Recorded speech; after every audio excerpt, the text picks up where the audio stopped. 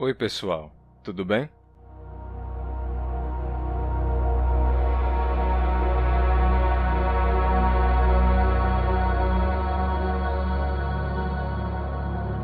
Na escola, a gente aprendeu a regrinha: escreve-se M antes de P e B, e antes de outras consoantes, escreve-se N. Vocês se lembram disso? Alguém já parou para pensar no motivo? Eu vou explicar hoje. Isso acontece devido à representação escrita do fenômeno linguístico da assimilação, mesmo que não aconteça de verdade mesmo na pronúncia do português, pelo menos não na pronúncia da maioria dos falantes. Como assim? Vamos lá, eu vou explicar no vídeo de hoje. Primeiro, a gente vai entender o que é essa assimilação, e depois a gente vai dar uma olhada em exemplos escritos no português de aproximadamente 500 anos atrás e exemplos em latim também. A assimilação acontece quando, na pronúncia, um som recebe pelo menos uma característica de um som próximo.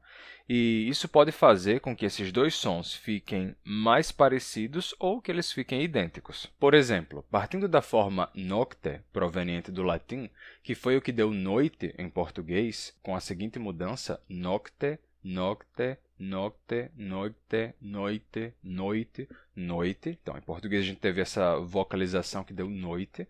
Em italiano, a mudança que aconteceu foi diferente. Foi uma assimilação. O som de K foi assimilado pelo T e, assim, nocte se tornou notte, com um T duplo, porque o som de K, como eu disse, foi assimilado pelo T. Então, ficou notte. E lembrando que a gente deve pronunciar um T duplo de fato, não é notte, é notte. O T dura mais tempo, porque é TT. Em italiano tem isso na pronúncia, tá? Uma consoante dupla dura mais que uma consoante simples. Aí aconteceu a assimilação. Outro exemplo, em árabe, certo? Em árabe, a gente tem a palavra sukkar e o artigo al. Então, quando você vai juntar al com sukkar, não fica al-sukkar, e sim açúcar. O L do al é assimilado pelo S do sukkar e fica açúcar. E é daí que vem a nossa palavra açúcar. E o que é que isso tem a ver com o M antes de P e B? Bem, primeiro eu tenho que comentar que, em português, o M e o N só têm um ponto de contato na pronúncia no começo de sílaba. Então, se você escrever M-I ou N-I, a gente vai ter mi, ni. O M tem um toque dos lábios, mi. E o N tem um toque da língua perto dos dentes aqui, ni, mi, ni. Então, tem um ponto de toque. Mas, quando a gente escreve o M ou o N no final de uma sílaba, então não tem esse ponto de toque. IM, em português, seria lido in. E IN seria lido in também. Então, quando você tem, sei lá, a palavra mirim, que acaba com im, se diz mirim e não mirim, né? É mirim. Não tem ponto de toque. Então, M e N em final de sílaba não tem ponto de toque nenhum em português. Então, ontem e pólen acabam com M e com N, respectivamente. Ontem, com EM, a gente pronuncia ontem, e pólen acaba com EN e é pólen. Não se pronuncia ontem. Pólen. Né? Você não vai tocar o M no ontem. Não, é ontem. Essa é a pronúncia correta em português. E pólen, mesma coisa, né? Não vai fazer pólen, tocando onde seria o N. Não é pólen, é pólen. Ontem e pólen. Diferentemente do que acontece em espanhol. Então, se em espanhol uma sílaba acaba com N, então você pronuncia fazendo o toque ali perto dos dentes, do N mesmo. Então, a palavra pólen, em espanhol, se escreve P-O-L-E-N e se pronuncia pólen. Pólen. Com toque aqui, N. Pólen. Diferente do português, né, que é só pólen. Então, agora vamos pensar em espanhol para entender de forma mais clara o fenômeno da assimilação da consoante nasal. O artigo indefinido un, em espanhol, acaba com N e se pronuncia un. Un, com um toque aqui, n, un, certo? Un. Quando você diz un e depois diz a palavra tio, então você vai ter un tio, certo? Un tio. E un dia. Ok, então quando você coloca uma palavra com T ou com D, depois não acontece nada. Un tio, un dia. Mas, e se eu colocar uma palavra que começa com P ou com B? Se eu disser un pato. O que é que vai acontecer? Eu vou dizer un pato, tocar a posição do N, e depois passar para o P, un pato. Não, não é isso que acontece. E sim, é isso aqui. Pato. Pato. Agora, a nasal é pronunciada tocando os lábios, já em preparação para o P que vem depois. Pato. E quando você vai dizer un beso, então não fica un beso, e sim beso. Beso. Isso é assimilação. Tá? A gente não escreve essa assimilação, mas a gente pronuncia isso em espanhol, certo? Porque nesse caso, como são palavras separadas, un pato, un beso. E aí, quando a gente junta, né, e pronuncia pato, beso, com um sonzinho de M, né? Mas como são palavras separadas, a gente não muda a grafia desse para marcar a assimilação que ocorre na pronúncia. Ela aparece na pronúncia do espanhol, mas não na escrita. Entretanto, quando temos uma palavra só, como acontece no acréscimo do prefixo in, como em directo, indirecto, a assimilação é representada na escrita se o prefixo in se unir a uma palavra iniciada por P ou B. E é o caso de in mais possible, que nos dá impossível, com M. Agora, no caso de outras línguas, como línguas germânicas, essa assimilação pode até aparecer em alguns casos, como em palavras recebidas de outras línguas, como no termo impossible, em inglês, que não é uma palavra germânica nativa do inglês, mas veio do francês, que, por sua vez, veio do latim. No prefixo germânico mesmo, un, que tem no inglês, isso não ocorre. Então, por isso temos palavras como unpack ou unbend, mesmo tendo um P e um B depois. O N se mantém, certo? Fica mesmo unpack, não unpack, mas unpack, unpack e unbend, sem assimilação, tá? E no caso de consoantes como S, o N nunca vai se tornar M mesmo, né? Porque o S não é bilabial. Então, com ou sem assimilação, o N se manteria como N. Se originalmente havia N, permanece como N, sem confusão. E por isso temos insider. E falando de assimilação, essa é uma roupa que também tem o poder da assimilação. Vejam, por exemplo, essa calça deles. Ela se encaixa muito bem com um visual mais sério, mas também com uma aparência mais leve. Assim, você fica livre do dilema sobre qual calça usar. Eu, pelo menos, agora uso as calças da Insider para tudo, sem contar que elas têm as vantagens que vocês já conhecem. Demora mais para precisar ser lavada, se desamassa sozinha à medida que você usa, entre outras. E você pode até fechar o bolso, para proteger melhor o que está dentro e evitar que caia. E até o dia 25 deste mês, ou seja, agosto, se as suas compras saírem por um valor acima de R$ 399, você vai ganhar meias da Insider com a compra. E passando de R$ 599, vocês recebem um boné da Insider. Então, aproveite lá. Acesse a página deles e use o cupom GLOSSONAUTA para ganhar um desconto. Agora, voltando ao tema central, vamos analisar o caso específico do português. Curiosamente, na pronúncia do português, não há necessariamente assimilação consonântica da nasal em final de sílaba com a consoante seguinte, mas, por convenção, escrevemos M antes de P e B mesmo assim. Não que esse M seja de fato articulado como M, mas ele indica o toque dos lábios que vai acontecer na consoante seguinte. Por exemplo, se a gente pronunciar palavras como impossível e embora, separando a primeira sílaba do resto, fica assim, impossível, embora, e não impossível, embora. A gente não diria a primeira sílaba como im ou como em, e sim em, impossível, embora. Então, não há um toque bilabial real no M, mas dá para dizer que ele é escrito como um prenúncio da articulação bilabial que está prestes a acontecer no P ou no B que vem depois. Apesar de haver alguns sotaques em que há um sonzinho de M mesmo, M com toque dos lábios, especialmente em sotaques em que a nasalização da vogal é fraca ou inexistente. Sabe esses sotaques em que as pessoas, em vez de dizer Ana, né, o nome Ana, com A nasal, Ana, dizem Ana, Ana. Vocês já devem ter ouvido, né? Ana, Juliana, né? Pronto, nesses sotaques a vogal não é nasal, porque não tem fluxo de ar saindo pelo nariz. É totalmente oral. É um A fechado sem nasalidade. É Ana, Juliana.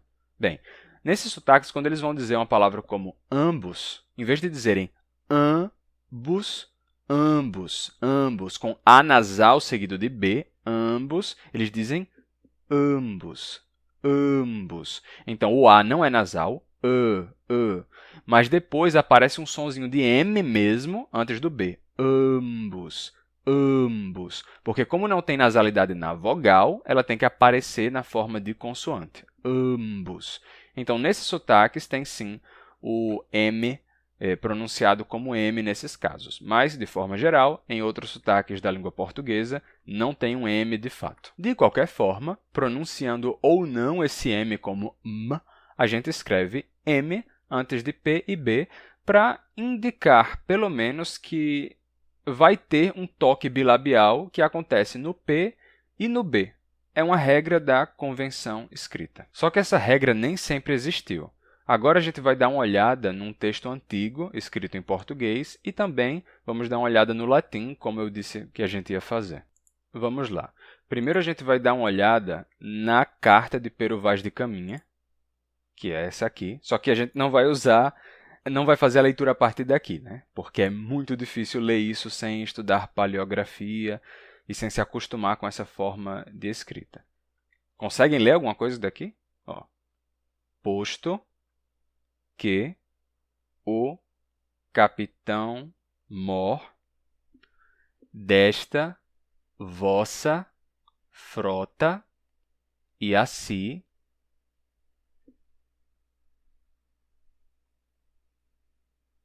os outros capitães. É difícil, né? Capitães vossa escrevam a vossa alteza a nova do achamento desta vossa terra nova que... Difícil, né? Tá, então não vamos fazer a leitura a partir daqui. Alguém já se deu o trabalho de fazer isso aqui para nós. Posto que o capitão mor desta vossa frota, e assim os outros capitães escrevam a vossa alteza, a nova do achamento desta vossa terra nova. Ok, tá? Então, vamos olhar algo curioso aqui, né? Eu falei da regra do M antes de P e B. Bem, vejam o seguinte. Temos aqui... Aqui temos também escrito com M, né? Ok, está fazendo sentido. Mas olha aqui a palavra ainda, com M antes de D. Tá? E por que esse J aí? Né? Porque, na verdade, antigamente, I e J, né? Um I curtinho ou um I alongado embaixo, não eram letras diferentes, eram formas da mesma letra. Né? Foi só depois que eles tiveram a ideia de usar o I alongado para representar o som de J e o I curto, pequenininho, para representar o som vocálico de I. Mas nessa época, o som de J era representado ou por o que nós, ou pelo que nós conhecemos como J hoje, ou pelo que conhecemos como I, tanto faz, né? Então, ó, aquilo está com I, mais está com I, pelo que nós entendemos como I, mas ainda está com J. Esse ignorância, né, que é ignorância, está com J, só que não é ignorância, é ignorância mesmo. Tá com ignorância, na verdade, sem o G, né? É uma variante sem esse G, ignorância. Mas aqui tem o M e tem um C cedilha, né? Porque hoje a gente tem a regra que diz que C cedilha não se escreve antes de I e de E, porque não precisa, porque um C normal já faria o som de si, nesse caso, né? Mas nessa época não existiam normas ortográficas oficiais como hoje, né? Então era bem caótico. Bem, então temos aqui o M antes do C cedilha. O que eu quero mostrar nesse texto é o caos. Tá? Vocês vão ver que palavras como aqui e vi, né, o passado do verbo ver, vi e me pareceu, está com Y. Certo? Ó, darei aqui. É bem caótico. Aqui temos o com escrito com tio, né? O non escrito com tio, que significa não, né? Mas aqui o non está com M. Então, como é que se escreve? É dos dois jeitos, era totalmente caótico nessa época. Bem, nessa época não tinha nenhuma regra que dissesse tem que escrever M antes de P e B. Não, as pessoas escreviam como elas quisessem. Mesmo, cada pessoa escrevia de um jeito diferente. Então, aqui temos andamos, com M, antes de D. Que mais? Vamos lá, vocês podem apontar para mim aí o que vocês virem. Aqui está o diligências com N, né? Ele colocou um N antes do C cedilha, diferente do ignorância lá de cima que estava com M. O seguimos aqui com o que nós entendemos hoje por J, né? Mas era só um I longo, né? Nessa época ainda não tinham decidido claramente usar essa forma alongada do I para o som consonantal. Né? Ilhas aqui, né? Com o I alongado. Aqui temos ouvemos. Também não existia, assim como não havia diferença entre I e J, você usava a mesma letra para os dois sons, também não havia diferença entre U e V. No som existia, mas não na letra. Então aqui um ouvemos está escrito, né, com a mesma letra repetida. Né? E você só sabe que o primeiro é vogal e o segundo é consoante. Né? Ouvemos, mas a letra era a mesma. O que mais? O longo aqui com M. Tá? Longo com M, vamos ver mais aqui, de abril, né? Que foram 21 dias de abril, aí tá d'abril escrito junto, dias de abril, sinais com Y, sendo aqui com M, ancoragem aqui, né? Não com G, mas com J, e com M, andavam aqui escrito com M, né? E com U, claro, porque não havia distinção entre U e V, dava no mesmo, né? Bem, por aí vai. Vocês já entenderam o que eu quero dizer. O texto é escrito de forma bem inconsistente. Agora, vamos dar uma olhada no latim, certo? Acontece que, em alguns textos em latim, quando eles escreviam, quando eles faziam a edição e a impressão, eles faziam com assimilação, certo? É o que acontece aqui. Vamos dar uma olhada.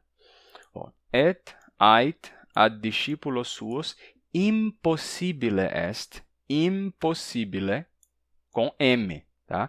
Então, esse daqui é o prefixo in, mas aqui está escrito com assimilação. Impossibile, escrito com M. Impossibile est, ut non veniant scandala, ve autem illi, perquem veniunt, vamos continuar, utilius est illi, silapis molaris, imponatur, com M, por causa do P, imponatur, assim como impossibile, com M, por causa do P. E aqui, attendite, isso daqui é o prefixo ad, mas por causa do T, attendite, está escrito attendite, com o T. Né? O ad se torna at, e é assimilado pelo T. Então, attendite vobis, se peccavere, e por aí vai, certo? Essa daqui é uma edição, mas outras vezes as edições são diferentes. Eles decidem não fazer isso. Mais uma vez, não tinha acordo ortográfico nem nada do tipo, não, né? Diferentes pessoas podiam seguir diferentes convenções de escrita. No caso da carta de Pero Vaz de Caminha, não tem convenção nenhuma, é caos completo, né? Mas aqui nessas edições, nessas impressões, tem sim uma consistência. O mesmo trecho aqui a gente vai ter, et ad discípulo suo sait impossibile, escrito com N. Porque nesse texto, nessa edição, eles decidiram não representar por escrito a assimilação. A pronúncia ainda seria impossibile, com som de M, impossibile, mas a assimilação não está representada na escrita. Impossibile com N. E aí, se você continua, né, vai aparecer depois o imponatur, mesma coisa com N, imponatur, né, com N. E logo depois tinha outra palavra que aparecia, aqui o attendite. E o ad do prefixo não está escrito com T, não está escrito com assimilação. Então, em vez de attendite, né? De attendite, está escrito com D. Mas, quando você pronunciar, você faz a assimilação e diz attendite, mesmo assim. Tá? Então, essa regra do M antes de P e B não é uma coisa completamente universal, né? Diferentes autores, diferentes editores podem variar no uso, né? Então, esse texto foi editado sem escrever a assimilação. O outro que eu mostrei em latim também é o mesmo texto, ele foi editado fazendo a assimilação na escrita. As duas formas são possíveis, tá? Não tem uma regra que diga qual você tem que fazer. E aqui na carta de Pero Vaz de Caminha é o caos completo. Aqui o caos reina totalmente sem regra nenhuma. Ele vai escrevendo como o coração dele disse para ele escrever. Simples assim. E hoje em dia, como a gente faz? Bem, hoje em dia, simplesmente foi decidido que a gente escreveria seguindo essa regra, né? A regra atual é, se é antes de P e B, você coloca M, caso contrário, você deixa N. E pronto. É só uma questão de ortografia no final das contas. Bem, pessoal, espero que tenham gostado. Se lembrem de deixar o seu gostei, também se inscrevam no canal e enviem um vídeo para outras pessoas que poderiam gostar. Passem também na página da Insider e usem o cupom Glossonauta. Até mais, pessoal. A gente se vê no próximo vídeo.